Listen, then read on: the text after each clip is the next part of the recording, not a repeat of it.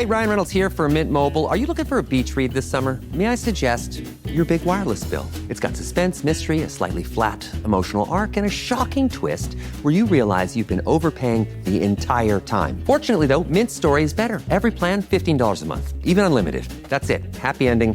Zero tears. Give it a try at mintmobile.com/switch. Upfront payment of $45 for 3 months, $90 for 6 months, or $180 for 12-month plan required. $15 per month equivalent. Taxes and fees extra. Initial plan term only. Greater than 50 gigabytes may slow when network is busy. See terms. The Timeline is a Blue Wire podcast.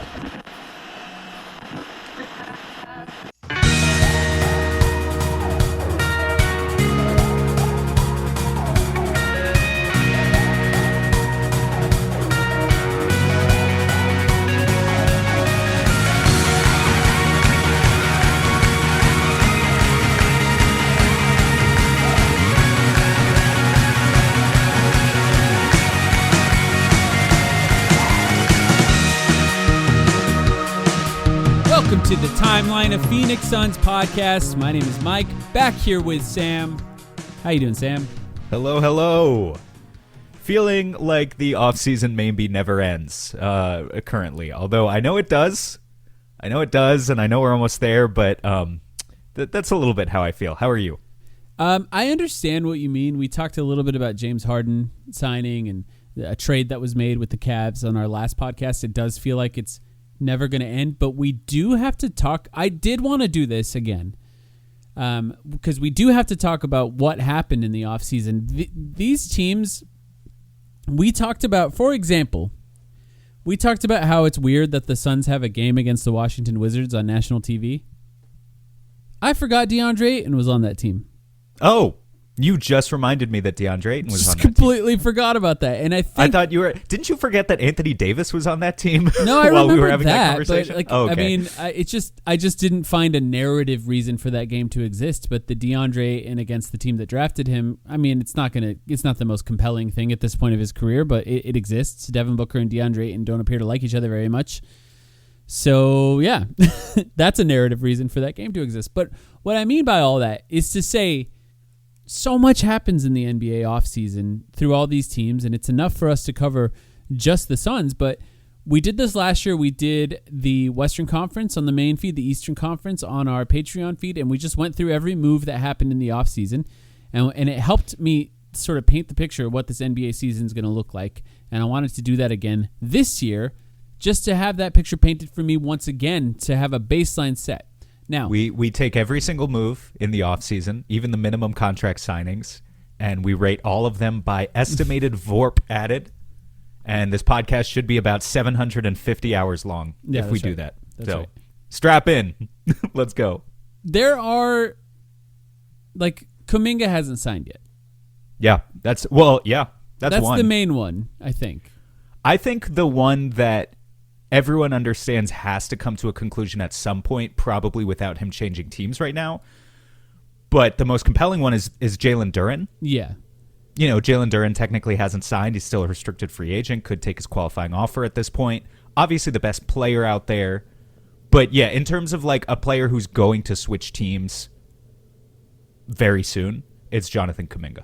Yeah, exactly. So we just have that in mind and understand that there's still things that could happen, but we're going to set the baseline for where the teams are at right now and talk about how it impacts the Suns, because one of the reasons I wanted to do this again is we were talking about the Western Conference and how it's just a little up in the air right now. Like, there's clearly two teams that are just floating above the rest, and then there's just sort of a morass of other teams that we can talk about how they're impacted by the moves that they made. And let's go in alphabetical order. I have the page up right here that gives us all the additions and departures, and that starts with the Dallas Mavericks, unless there's any NBA news that you wanted to cover before we get into this. What NBA news? What else even happened this week? We talked about a little bit. Big TV on the Patreon podcast. So. Well, no, we've talked about ownership drama and stuff recently. I did take a quick look at the remaining free agents outside of Kuminga. Did you happen to do that? First of all, some of these guys I thought was interesting, signed overseas. Gershon Yabusele went back overseas a couple weeks ago. Not sure if you noticed that one. He was a guy who had a couple of solid seasons He could have played NBA. in the NBA, yeah. Yeah. I don't blame him, though. Former Sun Nick Richards is still a free agent.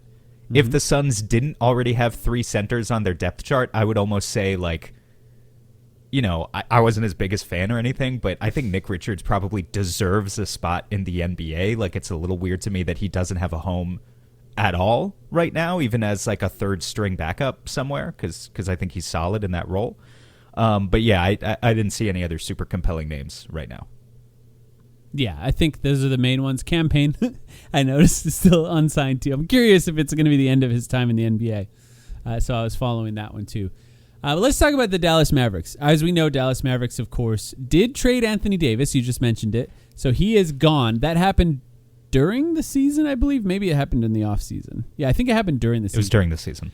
Yeah. So we know that happened. They still have Cooper Flagg. They still have Kyrie Irving. He's still on the team. Just a few days ago, maybe even yesterday, they bought out Klay Thompson. They also lost Marvin Bagley, who played all right for them, actually. Marvin Bagley is like an NBA player now. A.J. Johnson, Chris Middleton, who is on the Wizards as well. I don't know if you remember that, but sign and trade to the Wizards. Ryan Nembhard, also gone via trade with the Hawks. They re-signed Moussa Cisse, Najee Marshall, and they added Santi Aldama. Do you think the average Suns fan knows who Moussa Cisse is? I mean, we're starting already with the pretty deep cuts. Listeners to this podcast, maybe. But yeah, they added Santi Aldama, Zachary Richeche, which I forgot. Ooh, yeah. Marcus Sasser, which I also forgot. And then someone named Tariq Biverovic, who I don't really know who that is, but he signed recently to them. But yeah, I forgot all three of these. Santi Aldama, Zachary Richeche, number 1 overall pick, Zachary Richeche, and Marcus Sasser, a player with the Pistons who was kind of one of their young guys that people thought of as part of their young core. A later pick for them, but a player who played relatively well in some of his time there. A good sort of swing at the plate for the Dallas Mavericks. But Santi Aldama, a player that I've wanted on the Suns for a while, that was a trade with the Grizzlies. There was the weird Zachary Richeche trade that ended up with him on the Mavericks. I don't think the Mavs even sent anything out in that trade. I don't remember. It looks like Ryan Nembhard was the only thing. Yeah, it wasn't particularly difficult for them to get Richeche. Zachary Richeche's claim to fame now is that he's not Anthony Bennett, which makes him not the worst first overall pick ever. Mm-hmm. But honestly, I don't know. I mean, he's fighting for his NBA life a little bit. That's probably a little dramatic. He's probably just going to be like a very aggressively mediocre NBA player for a long time. But for a number 1 pick, it's definitely a disappointment. Yeah, I agree. So we could just be honest. Like, the biggest addition for the Mavs is that Kyrie Irving, in theory, is healthy. Yeah, definitely. There's nothing else to really speak of with this team. I like Santi Aldama as a role player. Have liked him for a number of years. Richeche is fine, but is Richeche realistically better than, say, Chris Middleton or Klay Thompson even? No, I don't think so. Yeah. So yeah, this team's probably going to be pretty bad unless Kyrie Irving plays 70 games and Cooper Flagg is amazing, which I guess those two things could happen. But even if those two things did happen, that's kind of the extent of their top level talent. They still, yes, top level, yes, but they still have PJ Washington, Daniel Gafford, Derek Lively is still on the team, and that's Max Christie. I don't know if you remember that. He played really well after that. Max Christie, Najee Marshall, who they re-signed. I get it. Yeah, they don't have a lot here, but if Cooper Flagg has a really great season and Kyrie Irving looks like himself, they're not going to be an easy win. I don't necessarily think that they're going to be in the relegation zone. Yeah, that's a good point. They're not going to be an easy win because most of the guys you just mentioned, like PJ Washington, Derek Lively at this point, Najee Marshall, they're real players. Daniel Gafford, it's not like they're just throwing out 22-year-old bodies and tanking. Yeah, exactly. Because tanking doesn't really exist anymore, and there are very few, if any, teams in the Western Conference where it's just going to feel like it's an easy win. So I guess I just mean it would take a lot, I think, for this team to really climb the standings significantly and surprise a lot of people. I feel like that's just not the expectation on them so far this season. I'll pull up the over-unders too as we're talking about these. That's just a great so I can idea. throw them out. I think we did that last year as well. That's a great idea. Yeah, so I have it here somewhere. This is from this is just the most recent one I can find. So it's from BetMGM. We don't really care about, you know, we don't have a specific allegiance. Their over and we under don't gamble. Really. We do a little bit on one podcast. We do for the podcast, $50 a year. Dallas is at 34.5. I feel like that's too high, to be honest. That does seem high. But maybe they're really counting on the Western Conference suffering. And one of the reasons they might be counting on that is the team I'm going to talk about next, which is the Denver Nuggets. The Denver Nuggets lost Tim Hardaway Jr. He signed with the Heat. He's going to be their Norm Powell replacement, I guess. Tim Hardaway Jr. played really well last year. Like, really well, actually. Surprisingly well. And Peyton Watson was just traded as part of that 5-team trade that ended with him signing with the Cleveland Cavaliers at about $22 million a year over the next few years. They also re-signed Tyus Jones, still in the NBA, Sam. Tyus Jones and Spencer Jones. Hanging on by a thread, but he is there. Exactly. And they added Marvin Bagley, who I just talked about, played pretty well last year. Not a bad backup center, I think, especially if he's your third string. DeMar DeRozan signed to a 1-year deal. Alpha Diallo, not sure who that is, great name. And Lonnie Walker also signed here. Lonnie Walker, you know what? Alpha Diallo I think are probably not going to get a lot of play time, I'm guessing. I will point out, I think that this website that we're using to track all these transactions, I think the one thing it doesn't have is the draft. So I also have a tab open here with good idea. Yeah, with just the draft guys. But I don't think the Nuggets even had a first-round pick. Did the Mavericks? Do you have that up? I'll look for that real quick. The Mavericks got Merez Johnson. Yeah, 9th. that's right. That's pretty good too. Actually. He was one of the he was one of the Michigan guys. Mm-hmm. Yeah, that's a good player for them. A good addition for them. And the Nuggets, I think you're right, didn't really pick anyone of note. Yeah. So Peyton Watson, I think we briefly broke down Peyton Watson on maybe a Patreon pod recently or something. But yeah, look, on the one hand, there's a lot of This is a bottom hand-wringing. 10 team defensively, right? Well, that's actually what I was going to say. They literally already were last year. The Nuggets last year were 21st in defensive rating, but they were first in offensive rating because Jokic is a savant. Jamal Murray had an incredible season. All of their role players, if you think about it, are just like, I mean, kind of everyone fits around Jokic anyway, but all of their role players are just good offensive players, and that continues to be true. Losing Peyton Watson and replacing him with DeMar DeRozan, I guess, as the closest comp. They were already 21st in defense, and I don't know, what's the expectation for them now? To be 24th, 23rd? What's a good defensive season for the Nuggets this year? I mean, I would be surprised if they were higher than 20th. So I guess any higher than 20th? Yeah. Their over-under is 49.5, so they're still expected to be pretty good. And I don't know. I think that's about right. I think this is going to continue to be a very good team, and I don't blame anyone for starting them at pretty much third in the Western Conference in their expectations. But I think everyone understands that they just have some deep fundamental flaws that are going to keep them separated from OKC and San Antonio unless anything unexpected happens.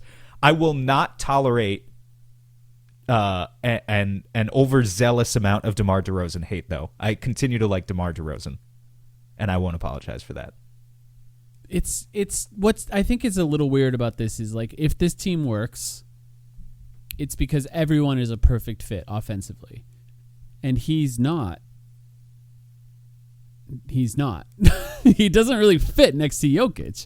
No, I guess he'll be the fine. idea is that he can run the offense while Jokic is off the floor, but how good is a DeMar 100%. DeRozan-led offense? It's not very good. Against bench players, I think it's fine. I mean, fine he did this. is right. Fine is DeMar- right. We're talking about a team that needs to be a number one offense again, which maybe they will. Yeah. I don't know. I think, like, when we're talking about Jokic plays, the amazing thing about Jokic is that he's this lumbering, massive big who, in a lot of periods of NBA history, you would expect that type of player to play 28 minutes a game. Even kind of like the Spurs do with Wemby. Like, the Spurs treat Wemby like that. And then they have to figure out what to do with basically half of their minutes. The Nuggets don't have to do that because Jokic actually plays 36 minutes a game, and he's done that for years now. So there aren't that many minutes to go around where you really have to figure out what to do without him. you'll remember last year their answer was trying to plug up those minutes with like Valanciunas, who's fine. But yeah, I don't know. Having a guy like DeRozan who has continually reinvented his game, except for the fact that he's never shot threes, but other than that, has continually reinvented his game over and over again throughout his career and has been a floor general at various points. Is he too old? Yeah, but like, what'd they get him for? $3 million? What are they paying him? Reinvented his game? What are you talking about? Dude, he went to the Spurs and was then like he their started point guard. passing a little bit. Yes, That happened once. For like 4 years. That's not a crazy thing that happened. I mean, yeah, that happened, but other than that, I mean, he's basically played exactly the same. DeMar DeRozan has reinvented his game more than Devin Booker has. Hot take. Definitely not. Definitely not. And has a higher chance of going into the Hall of Fame as of today. So we will That's not. probably based on Basketball Reference. We will not take any more disrespect. Anyway, I'm not that high on the Nuggets. I just have to defend DeMar a little bit. Yeah, would it be surprising if they were in the play-in game though? Because I actually think it would be, because I think that speaks more to the quality of the rest of the conference. Yeah, More but like so if than Jokic misses 20 games, Sure. you know, and now they're at 42 wins or 44. Sure, but wins you or could say whatever. the same thing about the Spurs if Wemby missed 30 games. No. That could happen. I don't think so. Okay. I mean, yes, All right. he raises their ceiling, but they have a lot of good players on that team. The Nuggets have 2 good players, 3. They're just like, one of them's really good. That's kind of the main difference. Not the most exciting. Not the most exciting team. Golden State Warriors. A Talking team about that did not exciting. nothing. Jesus Christ. They yeah. did nothing. They re-signed Charles Bassey, Draymond Green, Al Horford, DeAnthony Melton, Gary Payton, and Kristaps Porzingis. They brought back the same team. They added nobody. They added one player in the draft, a player people are excited about. Yes, his name is Yaxel Lendeborg. Yeah. And I like Yaxel Lendeborg a lot. Yeah, he looks But does good. it make up? Does it make up for an entire offseason of doing basically nothing, and while Steph Curry and the rest of your team gets older? I wouldn't say so. I mean, if I were a Warriors fan, I would be livid with this offseason. And What do Warriors fans Quentin even? Post is also gone. I'm pretty disconnected with Warriors fans at this point. I feel like they've kind of disappeared from social media, or maybe that's just me being on social media less. Maybe it's all of them leaving the bandwagon. But like, you know, you're a Steph Curry fan at this point. What do you even expect? Did they think they were going to get LeBron? Maybe. Like, what would that have done for them? A 45-win season? It would have been fun. Their over-under here is 40.5 for Golden State. Okay, so this is important. This is our first... Can I go on my spiel? Mm-hmm. This is our first Pacific Division team. The Pacific Division, which the Suns are in, is pretty bad right now, guys. Honestly, like I think we need to make a note to everyone of... And the reason it's relevant is because you play every team in your division 4 times. So 16 of the Suns' 82 games, which is a pretty significant amount, is coming against their own division. And I can't remember the last time that the Pacific Division was this bad. To chart the downfall of the division a little bit, let me just put some numbers to it. 3 seasons ago, the Pacific Division, the 5 teams in our division, combined for 239 wins. That was an average of 48 wins per team. Remember, 3 years ago, you had, like, the Suns were contenders, the Clippers were contenders, everyone was a contender, and the Kings were like a scrappy playoff team, right? That was sort of the peak 3 years ago. 2 years ago, falls from 239 wins to 224 wins across the division. Okay, so we go down to an average of 45, still pretty good. The Suns were floundering a little bit at this point, bringing in Budenholzer. They missed the playoffs, but still pretty good. Last year, we fall from 224 wins in the Pacific Division to 199 wins. We're officially below 500 now as a division. We're down to 40 wins as your average. And last year, the Kings were terrible again. The Suns overperformed, but the Kings were terrible. The Clippers were pretty bad. And the Warriors, it's like the dynasty is officially over. This year, we don't know what's going to happen, but I can tell you this, Mike. The combined number of wins for the Pacific Division, just based on these over-unders I'm looking at right now, for this upcoming season, last year was 199, peaked 3 years ago at 239. This year it's 177.5 is the over-under. That's an average of 35.5 wins That's expected crazy.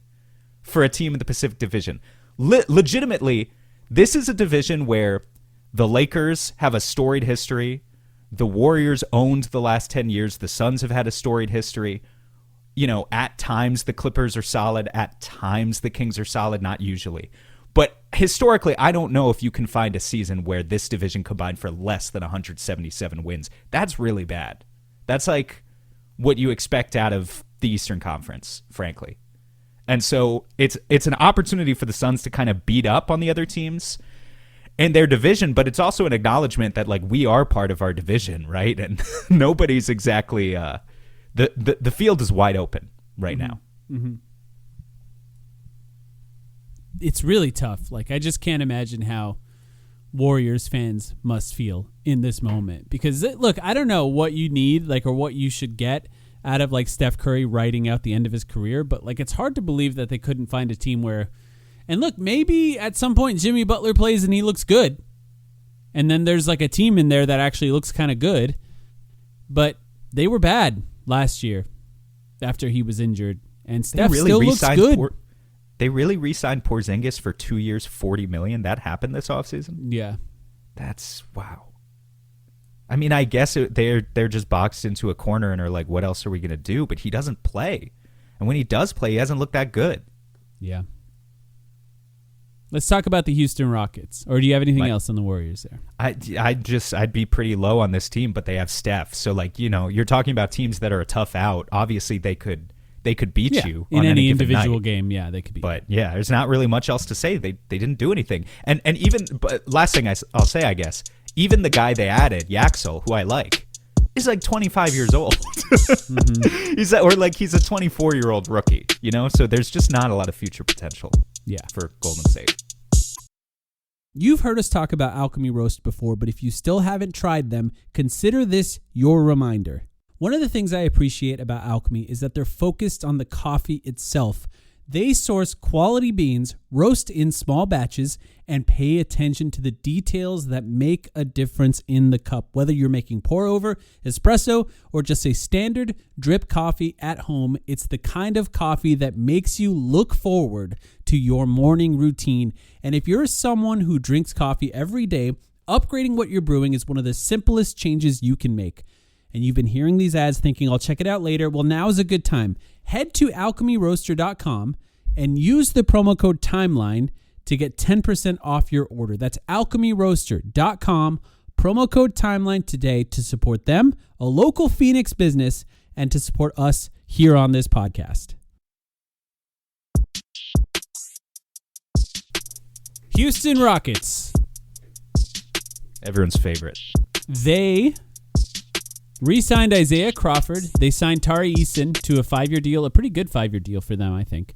And they signed Jashawn Tate to a 1-year deal. They lost Dorian Finney-Smith, pulled the plug on that one, which I did forget about, in a trade with the Hornets. Josh Okogie also left to the Jazz, a team trying to compete next year. My GOAT deserves better.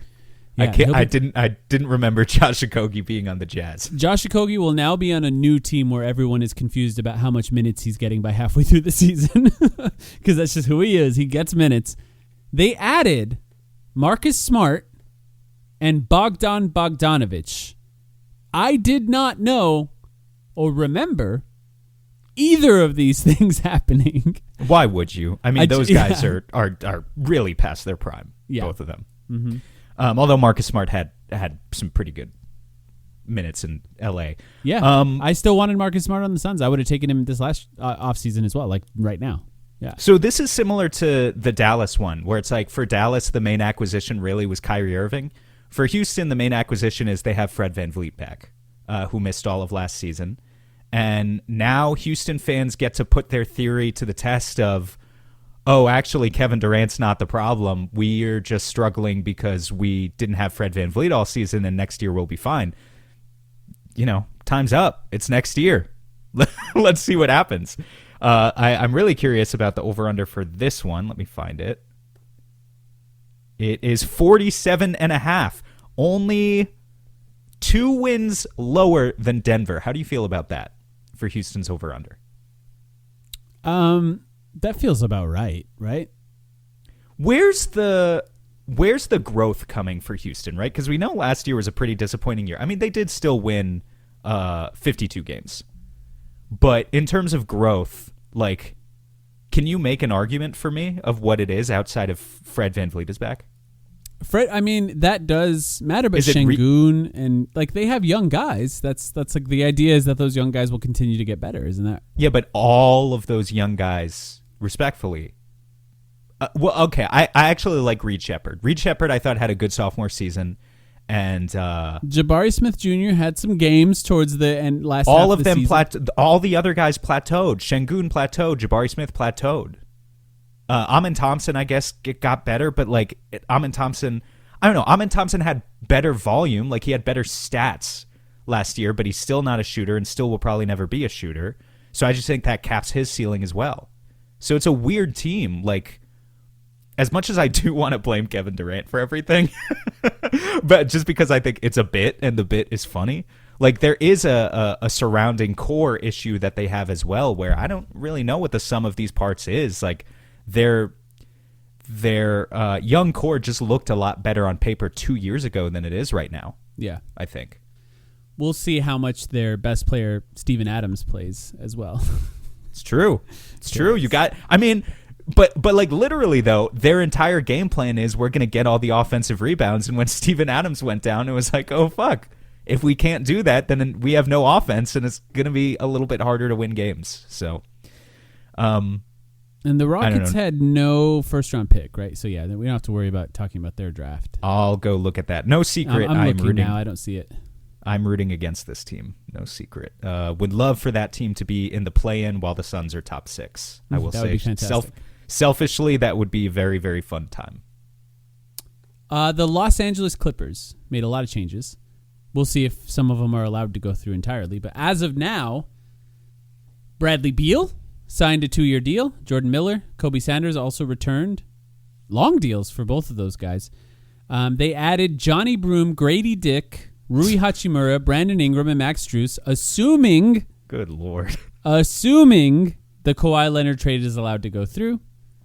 Bogdan left to the Rockets, John Collins left to the Pistons, and Kawhi Leonard left to the Raptors if that trade goes through. This team got worse. Dare I say a lot worse? Yeah, they also drafted Keaton Wagler. Keaton Wagler. Yeah. Wagler. Vogler. Wagler? It's Wagler. Wagler was one of my brain wet, but that's not right. Vogler, you're thinking because of Franz Wagner. Yes, exactly. It's but it is Keaton Wagler and not Wagler, I think. Okay, cool. Yeah. This is also a team that Wagler. Meat and Wagler. This is also a team where, I think Darius Garland was a midseason trade last year, and it hasn't been that long. So just reminding people that Darius Garland is on this team. And I guess that's who Wagler is going to have to kind of wrestle some minutes away from, although he's a combo guard. Yeah. What is a core of Darius Garland and Brandon Ingram if that trade goes through doing for you? That's sort of just, aggressive mediocrity here. That's the Clippers' way.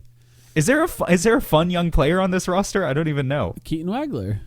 Other than him, sorry, is there another player that I'm forgetting about? I don't think so. I mean, Grady Dick's pretty fun. Yeah, I think Grady Dick was pretty disappointing he lost all of his minutes in Toronto. Yeah, I'm looking past at year. it. It's not good, man. This roster is not interesting. Yeah.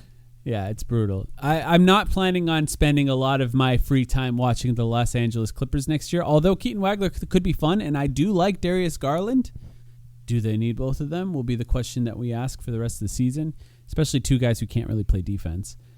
And, they still have Ty Lue, and they still have some old... Batum is still on this team. They have old guys on this team. Was he not a free agent? Is he still there? He's still there, yeah. That's crazy.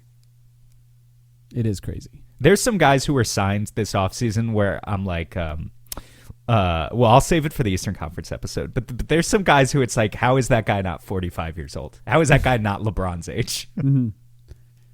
Speaking of LeBron, let's talk about the Los Angeles Lakers. Oh, Austin Reeves re-signed to a 4-year deal. Let's talk about the players they lost first. DeAndre and Rui Hachimura, Jackson Hayes, LeBron James, Luke Kennard, and Marcus Smart. That's a lot of guys. They added Quentin Grimes, Jaden Hardy, Walker Kessler, Kevon Looney, Mamu, Colin Sexton, Thibault, and Zaire Williams. I believe they had 0 draft picks. They kept Bronny James, at least right now. Colin Sexton's going to get minutes. Walker Kessler's going to start. Quentin Grimes is probably going to get a lot of minutes as well, maybe even start. Looks like they got Cameron Carr, shooting guard from Baylor, 24th. That's overall. right. They did have a draft pick as well.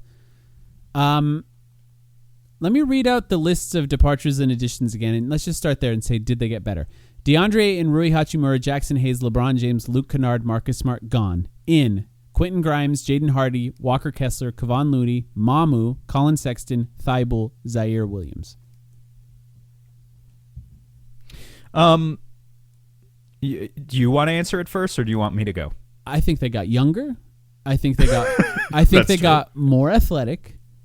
That's true. And I think they might be better this year. Losing LeBron obviously hurts them, but if they're healthy, if Luka and Austin Reeves are healthy, I think this team is better suited for the way that basketball is played now than they were last year. And part of that is relying heavily on DeAndre and Rui Hachimura, who are fine players, but I think what Quentin Grimes does is better for today's game. I think Walker Kessler's significantly better than everyone except LeBron James that left. You know what I mean? And Kevon Looney is that's a stable backup center.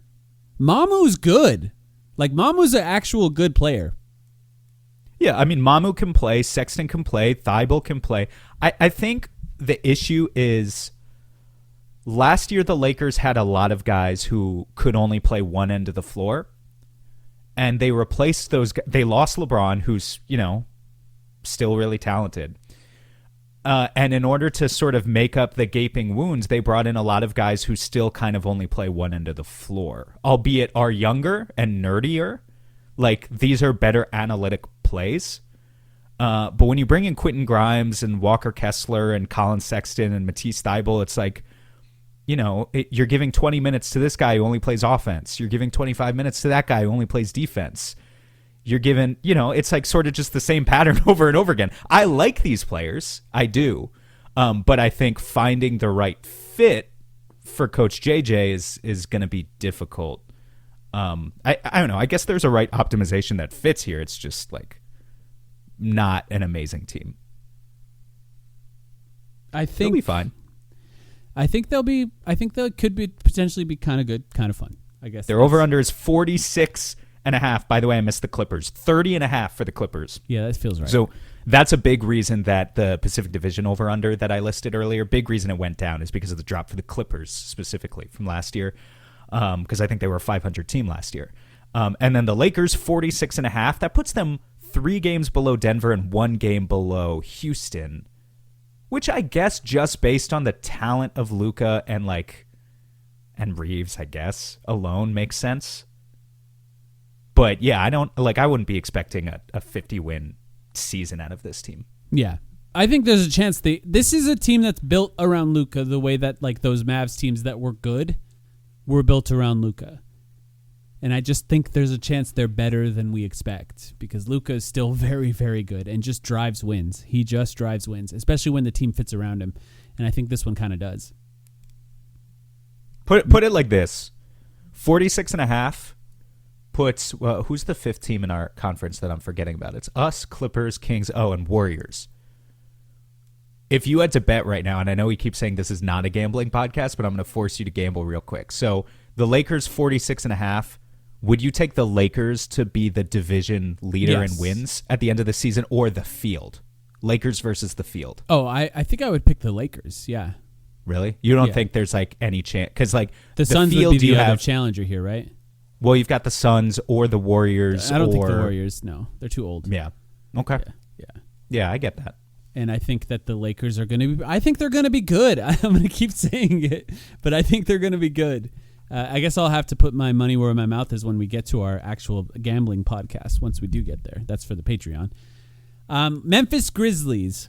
Yikes. They re-signed no one. Yeah. They lost Santi Aldama, Contavious Caldwell-Pope, and they traded Ja Morant to the Blazers. They added Jeremy Grant in that trade, A.J. Johnson, Chris Murray, Quentin Post, D'Angelo Russell, and Isaiah Stewart.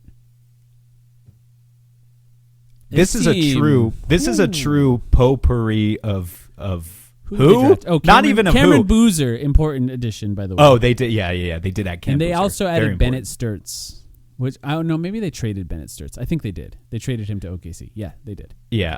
So like this is a team, all of the names on this team, but it's just a aggressively mediocre roster. I'm trying to think if there's like a Suns compare. This is like the Grizzlies are kind of like the 2010 Suns, or like I don't know. I guess even that Suns team, like the post Western Conference Finals, like after Amari leaving Suns, when it was just Steve Nash and a bunch of like aggressively mediocre role players. But I guess the Grizzlies don't even have a star anymore because they don't have Ja, they don't have Triple J. They need Cam Boozer to like grow it. They don't have Desmond Bane, so they need Cam Boozer to grow into being that guy. The over under here is. Sorry, I need to find it. 28.5. Yikes. Yeah, this is a team that's going to be competing for the relegation zone. Like, they could actually have a worse draft pick because of how bad they are. The Clippers, too, by the way. Like, there's a world where the Clippers are just awful, too. I feel bad for Memphis fans because I think if you're a Memphis fan, there's sort of an existential fear right now that, like, it's not just about this season. It's also about, like, are we going to continue to be in Memphis, quite frankly? That's sort of like this looming threat that comes up from time to time. And I don't know. Those are probably going to be some pretty cheap tickets this year. I'll say that. Yeah, I agree. Let's talk about what team is next. Minnesota Timberwolves, a very interesting offseason for them. They re-signed Jalen Clark, Ayo Dosunmu, and Bones Highland. Oh, I didn't realize Bones Highland also returned. Bones Highland and LaMelo Ball being their two guards is very funny. What was that Ayo deal for?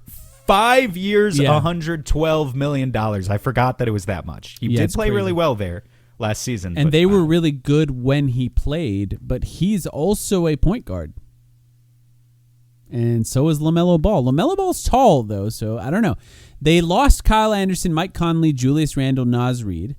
They added LaMelo Ball, Josh Green, Mohamedou Gay? How do you say his last name? I don't know. Mo Gay. Mo Gay. Yeah, Mo Gay. Thank you. And Trey Lyles. Losing Kyle Anderson, Mike Conley, not so bad, right? Losing Julius Randle, a little more painful, but a player that every time he leaves the team, teams are usually not devastated by that. And Naz Reid, a player extremely popular in Minnesota to the point where tattoo parlors were offering discounts on getting his name tattooed on them, and a lot of Minnesota Timberwolves fans have Naz Reid tattoos. They added LaMelo Ball. The biggest gamble of the offseason was adding LaMelo Ball to this team. I'm sorry. So I guess I hadn't really thought about this. I'll start off with the positives. This is an actual team with balls. You may have noticed, like most of the teams we've talked about so far, it's like cowards. Their off-season recap is, and we haven't even gotten to the New Orleans Pelicans yet. That'll be a fun one. But most of these teams are like, they did nothing, and they're happy about it. And it's like, okay. This team traded for LaMelo Ball. They had gotten into back-to-back Western Conference Finals, and then they took a step back last year, only making it to the second round. Anthony Edwards struggled a little bit more in the playoffs, but they have a real understanding that Anthony Edwards is in his prime right now, and they had to do something. And so I respect the fact that they did something and they made a move for LaMelo Ball. Does it make them a better team? I'm honestly not sure. I think in my mind, I was thinking that, okay, they had to get rid of both Julius Randle and Naz Reid to make the financials of this work, right? So they needed to bring in some sort of front court depth. But I'm looking at their roster, and it seems like they kind of didn't. Mm-hmm. They have Jaden McDaniels, of course, who's not a rebounder, but he's a forward. And they have Rudy Gobert is going to be starting center, of course. Mm-hmm. And he's what, like 36 now? Maybe a little younger than that. Pretty old, I mean. And then who did you say? Trey Lyles? Trey Lyles, I guess, yeah. Josh Green's a forward. Like, yeah, it's... We're talking about Josh Green's your fourth best forward on the entire roster. You know what I mean? Like, yeah. Am I wrong here? It kind of seems like a big omission for Not this only roster is to it a not big- really have any to not really have any size. And it also changes the entire like DNA and identity and makeup of what this team did well over the years. And maybe that's a good gamble. Like, I think you can talk about how if the idea is staring down the face of Victor Wembanyama, is the solution more bigs or a guard who can pull up from 38 feet? And I think that's actually kind of an interesting question to ask, and it's the gamble that they made. Maybe it's better to have the guard that pulls up from 38 feet instead of the big who's just there to foul Wembanyama every once in a while. Right. Now you're stretching Wemby out of the paint. You're trying to get him further and further away from the rim and open up lanes for other guys to score at the rim. Just bringing guys to screen for LaMelo. Yeah, versus a lot of... I mean, if you're talking about the Wemby matchup specifically, that's difficult because, like, if that's what they're planning for, and I wouldn't blame them if that was their calculation. I think it's kind of what they have to do, right? Yeah, well, like, look at Chet Holmgren, right? We haven't talked Yeah. about OKC yet, but there's a lot of forwards in the NBA now who make a lot of money to do something against Victor Wembanyama and are just totally neutralized once they get in that position. So, yeah, I guess it kind of makes sense. It's just kind of dumbfounding. Like, they're going to need some interior production somewhere, and that's not coming from Rudy. We know what Rudy can give you. So is Joan Béranger from France? He was a rookie last year. Is he going to take a step forward? You know, like, I don't know where this leap is going to come from, but like, it puts pressure on LaMelo to not only be good when he is playing, which I think he will be pretty good, but also he needs to play 60-plus games because the rest of this roster is looking thin. And This is a weird conference, man. This conference is weak this year. If the Suns can't do their work to clean up a little bit, because like as we're talking through these teams, I know a lot of them have talent on paper, but like, damn, the second apron really did a number on our entire conference, I feel like. I think the gamble of like adding another offensive like weapon to this team makes sense. I just question whether or not LaMelo Ball is the guy that's going to make them better in the playoffs. The over-under here, by the way, is 48.5. What is that, like third in the West? This website doesn't Sorry. do it that way, but Denver was 49.5, so I think that's fourth. Okay. That makes sense. I don't know that I would expect the Timberwolves to be better than Denver, but maybe I'm wrong about that. Where would you rank Anthony Edwards at this point in the NBA? What is he? Like the Probably- fifth best player? No, I don't think I would go that high. Definitely top 10, but not in that top 5. He averaged like 28 points per game last year on good efficiency. He was very good, But and he tries on defense, but I guess kind of everyone does that. Who would you rather have? Well, I know what you're going to say. You would rather have Luka than Ant?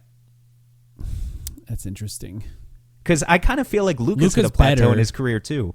Luka's where he's better, real- but you're asking who I would rather have is an interesting way of phrasing that. I don't really like him, or even I don't know. I enjoy his passing, so like the playmaking part of Luka, I do really enjoy. But the rest of the way he plays, it's not particularly exciting. Whereas Anthony feel like Edwards you can is build- almost exciting all the time, constantly, and he's like the most fun player to watch. But And it's just more of a two-way player. I don't know. I feel like you can build a more interesting, complete team around Ant. which they have Whereas- for years. Right. Whereas with Luka, you have to play Luka ball. Mm-hmm. And I don't know. We haven't really seen Luka ball be entirely successful I think yet. Luka's better. If that's the question that you're asking. But yeah, Ant's pretty good though. Like he's a top 10 player. He's a guy who could easily be in the top 5 by the end of the year. I'll say that. Shout out, bottom line, shout out to Minnesota for having balls, even if it doesn't work.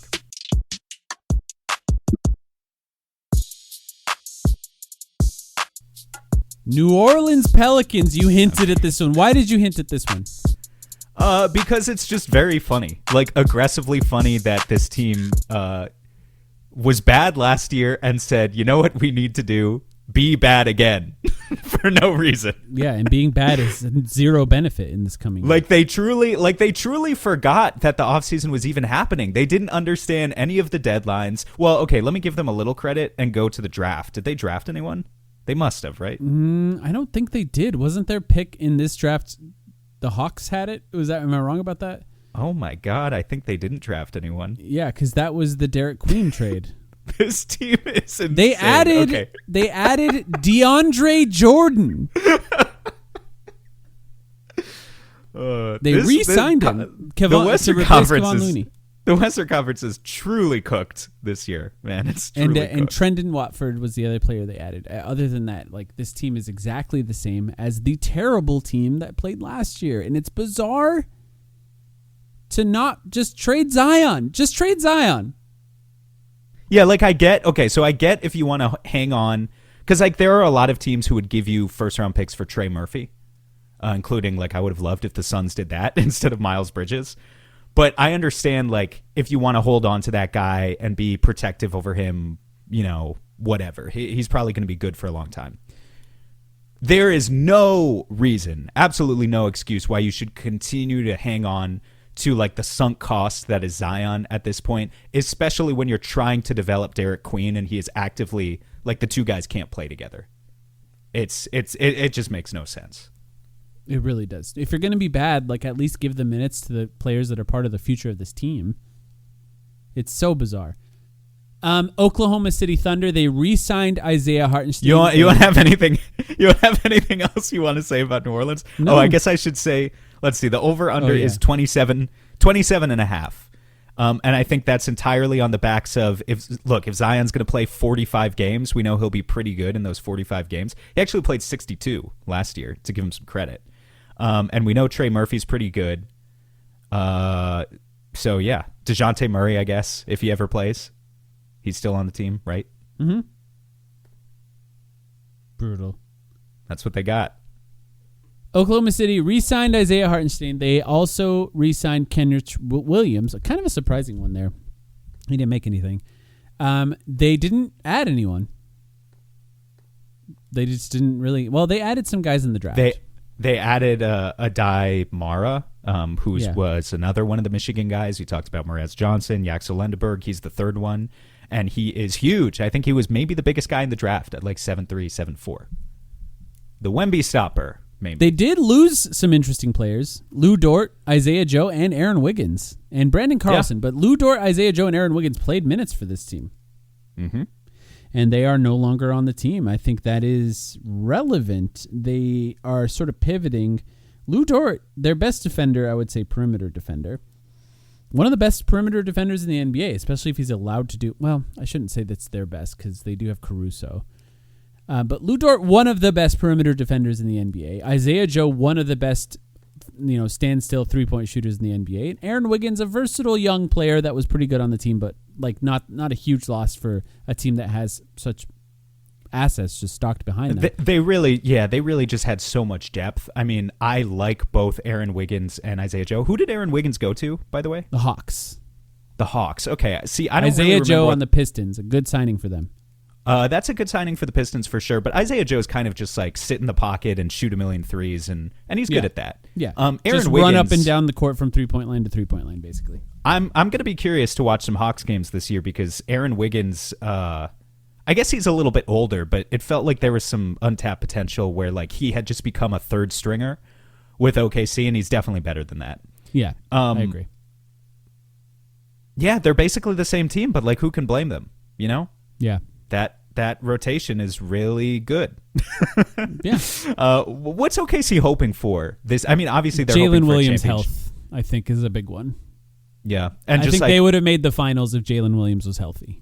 Just Jalen Williams' health and just a not choke job from Chet Holmgren in the playoffs. Like that was probably their biggest disappointment. I mean, I'm sure they're going to hope for that. I'm not sure that you can count on that as much. And the same is true for Jalen Williams' health, by the way. This is a guy who's constantly in and out of the lineup due to injury. I remember after the 2021 finals, we came onto the podcast and I very long-windedly made the case that the Suns should consider trading some of the young guys now that their value is high. A lot of people didn't like that. I don't know if you remember that podcast, but the analogy I used was the 2013 OKC Thunder. It was the James Harden, Kevin Durant, Russell Westbrook, Serge Ibaka team that made the NBA Finals. Everyone assumed they'd be back. Everyone just assumed they'd be back. Never made it back. They made some pretty rough moves along the way. This OKC Thunder team... At least they won, Won, yeah. And the assumption is they'll be back over and over again. And then that immediately was snuffed out by Wembanyama. I think there is a real thing, though, where it's like, if you took Chet Holmgren and Jalen Williams off of this OKC team and put them on other teams, like if you allowed those two guys to run their own teams, I don't think they're Russell Westbrook and James Harden. Jalen Williams is pretty good. Like, I don't know what his ceiling would be. They're not going to win MVPs. That's fair to say. Like, both of those guys won MVPs. But, it's just the NBA is in an interesting place where you can never, and this has been true for a long time, you can never really predict what's going to happen. There was this stretch in the early 2000s, late 90s, where you could kind of predict things. Not today. Not today. Yeah. There's no guarantee that the Thunder will be back, and it could just be injuries that derails it. But they also, if they win a title this year, like, nobody would be surprised. Oh, yeah, of course not. First of all, over-under here is at 60.5. Can't say that shocks anyone. I think it's interesting that their strategy is doubling down on size as opposed to what we said about Minnesota a few minutes ago. Like, they have Chet. They're paying Chet $40 million a year now, right? Has the extension officially kicked in? Is this the year that it kicks in for Chet? I think it does, yeah. That probably is why they lost Lou Dort. So he's making 40 plus, and yet he's not playing center because they re-signed Hartenstein. They brought in Adai to be yet another 7'3" guy that they can plug in at that position. So Chet is the vast majority of the time going to be playing power forward. They want to use size to their advantage. And obviously when you build a team like that, some of it is, general strategy. They feel that, having skilled size on the floors is going to be good for them against no matter who the opponent is. But we know that they're basically building their roster to try and take down the San Antonio Spurs. There is an arms race, I guess, as much as you could call it an arms race when the aprons are a consideration. But there is this small arms race happening between OKC and San Antonio, while the rest of the conference, if we're being honest right now, is sort of just fighting for relevance. We all know who the top two teams are. Let's talk about the Portland Trailblazers. They re-signed Robert Williams III to a 3-year deal. Surprising deal there. They lost Jeremy Grant, Chris Murray, and Matisse Thybulle, but they added Ja Morant, Jeremy Sohan, Brandon Carlson, and Micah Potter. So really, Ja Morant, Jeremy Sohan's an interesting young player for them to get, but not a great fit on that team. But Ja Morant, this is a team that has Scoot Henderson. They have Drew Holiday, and now they added Ja Morant. Just a little weird. They also have an owner that's trying to save money every possible way that they can, and is threatening really to move the team somewhere else. One of the most unfortunate stories in the NBA right now, for sure, is how much their owner sucks. But it, at least, I will say, I don't think has overly affected their on-court roster yet, right? It's just been he's making cuts to absolutely everything outside of it. This is an interesting roster. A lot has been made of all of the guards that they're stacking onto this team. Drew Holiday's still on this team as well. Did you mention him? Mm-hmm. Yeah, so Drew Holiday, Scoot, Ja Morant. But they did just lose one guy because Shaedon Sharpe, I don't know if you saw the news today, Shaedon Sharpe just went down with a meniscus tear, and it's going to be out for the next 6 months. So that was one guy averaging 20 points per game for this team last year, who I don't think is enormously top level ceiling or whatever, but was probably going to be a sensational six-man for them. And now they'll have to start or play the majority of the season without him. I think this is definitely one of the candidates for the Suns' rival this year. It seems to be budding towards that, in my opinion. Mm-hmm. Do you think Portland is better than us, if I put a gun to your head? Yeah. No, don't say yes. You're not supposed to say yes. They were better than us last year. Yeah, but we beat them when it mattered. No, we didn't. Oh yeah, we did lose that game. Literally the only game that mattered, we lost it. we did lose that game. That's my bad. And they looked a lot better than us in that game. Yeah. But, okay, how about this? They're paying Mike Inori $1 million, who's going to implode the locker room by sheer virtue of how disrespected he feels at his new salary. And Denny Avdia is going to regress back to earth, and John Morant is going to play 35 games. And Toumani Camara is bad, actually. I know we've been talking about him for years, how he's good. But what if he's not? He is, though. What if he's bad? He's good. I do like Donovan Clingan. That's one player on this team who I actually like a lot. And often doesn't play. If they get a full season out of Clingan, they're going to be even better. I think they have a chance to be kind of good. The one thing I'll say, the one problem that I don't like, John Morant, it doesn't make sense. I just don't understand it. Where does he fit into this team and why? Are they going to play small? Like, are they going to take away one of their only advantages, playing a bunch of big athletes? I don't really get that. They are doubling down on their advantage of rim creation, right? Like the thing that it's now all coming back to me that this team did actually beat us when it mattered.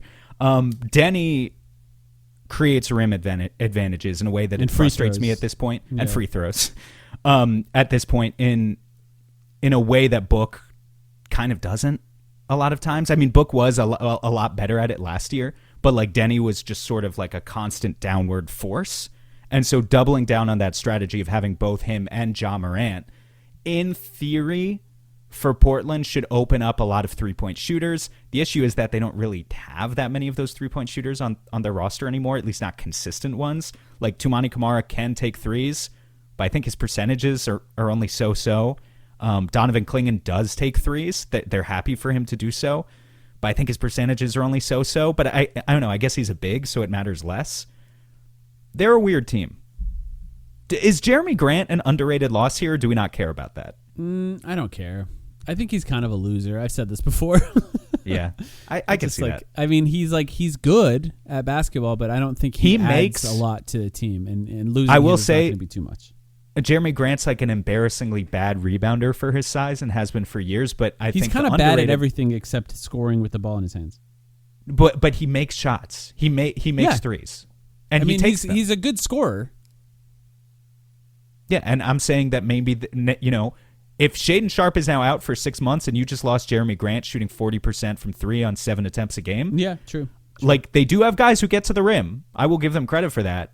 But they need guys who execute shot making as well, and I don't know how many of those they have right now. I think it's going to be neck and neck, frankly, between this team and us. Yeah. Throughout the season, which is why it's kind of going to be fun. But I think they're probably a little bit better than the Suns, just with young talent. Over under here is set at 43.5. If the Suns just had one young guy who could have a breakout season, whether it be Malawach or Jalen Green or Rasheer Fleming, then the Suns have a chance to be better. But Malawach will be better than Clingan this year. Lock it in. That'd be incrable. Lock it in. A couple more 15 teams. We got 10. A couple more teams here. Okay, sorry. Sacramento Kings. This is another team that's really sad. If you look at what happened, they added nobody. Well, I mean, they had a player they drafted. Who did they draft, actually? Let's see. They drafted Darius Acuff. Yeah, so interesting 7th. for them.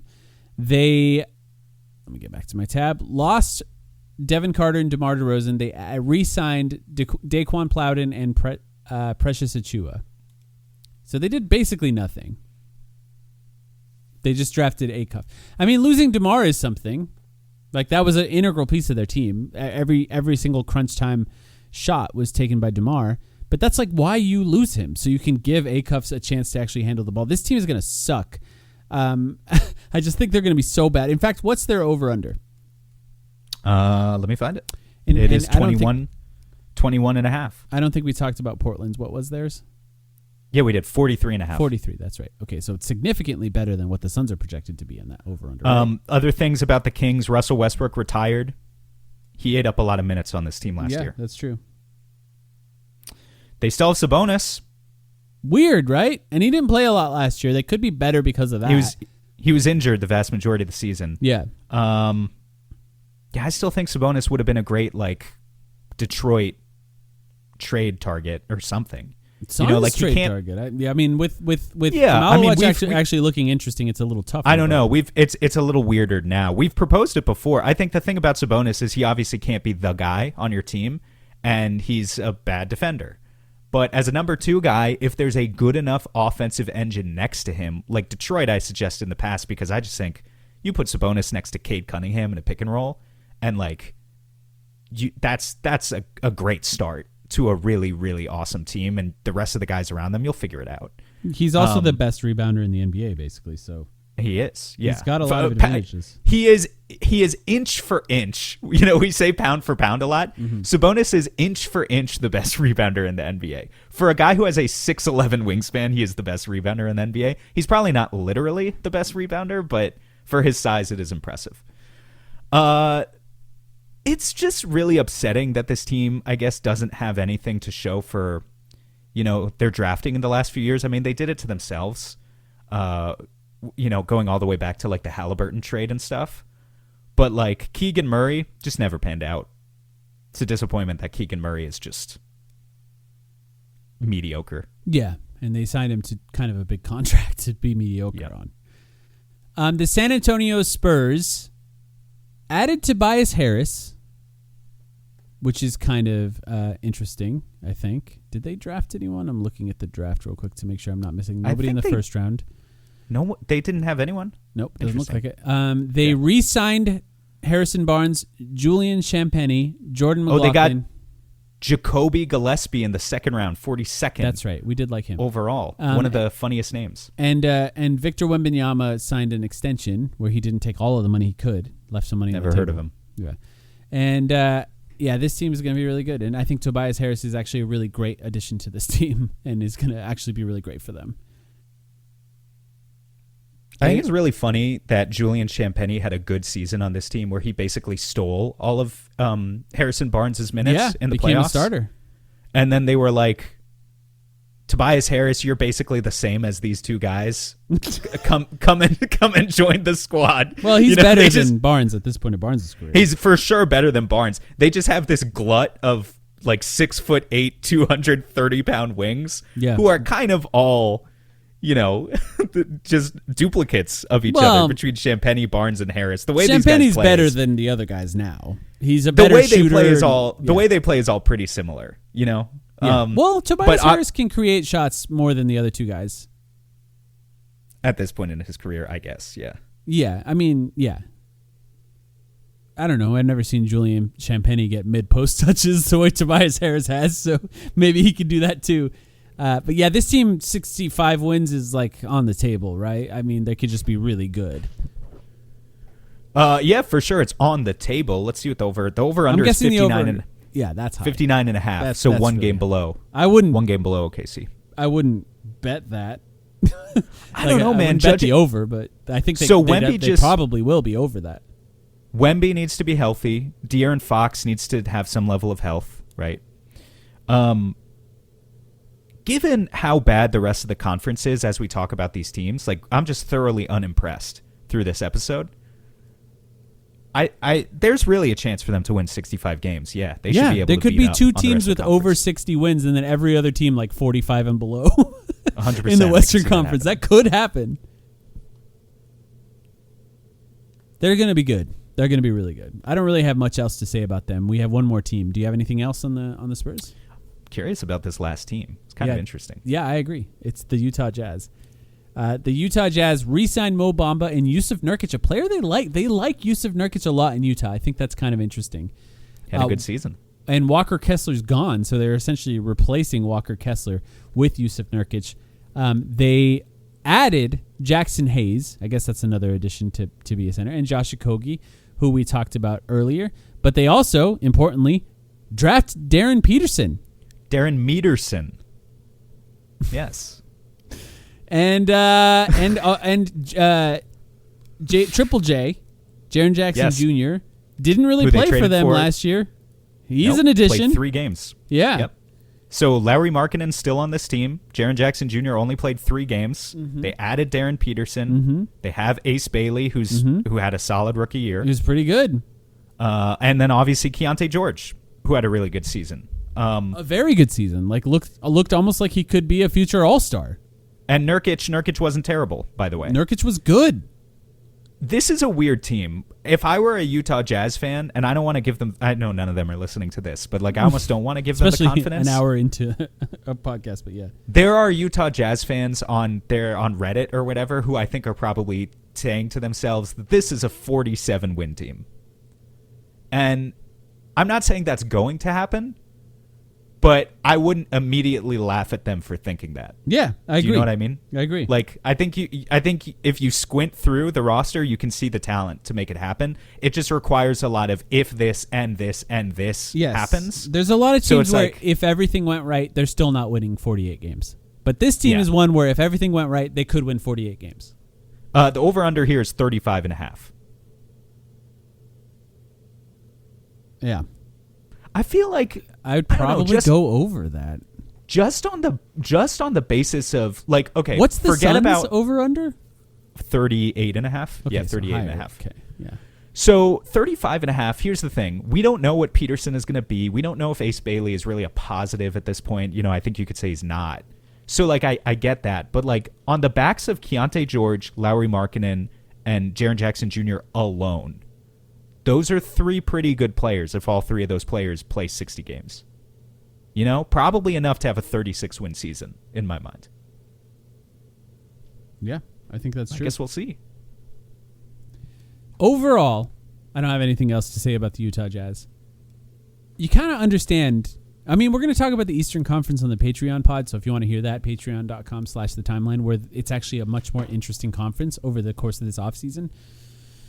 But it's actually just going to be us saying LeBron for 90 minutes. You can see why people think the West is going to be worse than the East this year. It seems pretty obvious that most of these teams lost talent. They're the only team that you can say made it like a talent gamble is the Minnesota Timberwolves, and I'm not even convinced that would work. It's a gamble. And Portland with Ja Morant. That's a gamble. I guess, yeah. It's just Ja Morant, like how good is he? How much does he play? Like that's still going to be a question about him. But yeah, I guess that's what makes it a gamble. Yeah, it'll be interesting to see how this season plays out. I think the Suns have a chance to like make it to the top 6 if everything goes well for them. But it's also not guaranteed because there are some teams under them that I think did improve, even though they're not great. They did improve, like the Utah Jazz, a team we just covered. But yeah, what are your thoughts? From a Suns perspective, yeah, it's weird. Like our starting 5 has a lot of talent on paper, and I think more talent than a lot of these teams. But it's about how well these players actually mesh together. We've talked about the playmaking gaps with the Suns and, you know, like getting, I mean, basically the Jalen Green plus Dylan Brooks plus Miles Bridges equation, right? Like when all three of those guys play together, is it going to work? Is there going to be enough sharing of the basketball? And that remains to be seen. You know, I think the good news for the Suns, though, is compared to a lot of these teams, I really do think we have a lot of depth, and I think we have empowered Jordan Knott with the ability to make the quick substitution he needs to make if it's not working early on in the season. But yeah, to get to the like or high more level, of a permanent substitution. Yeah, right, for sure. To get to the higher level of the Western Conference for Phoenix this year, which is absolutely possible, but it's going to require like, you know, like I said, Kaman Malawach is going to have to be Donovan Clingan this year, or Rasheer Fleming is going to have to be Tumani Kamara. You know, like one of these guys is going to have to leap and just be like a really high-level version of themselves in year 2 if you want to actually be like a top 5 or 6 team in the West. So it could happen. I hope it happens. I'm definitely not impressed with most of the Western Conference. And like I said, like a fifth of our schedule is against a really weak division. So hopefully they can beat up on those teams a little bit. That's right. All right, that's all we got for this one. Thanks everyone for listening. If you want to hear that Eastern Conference recap on the Patreon pod, join us there. You can also join our Discord. It's only $6 a month for an extra podcast every week. We appreciate you guys. Back soon.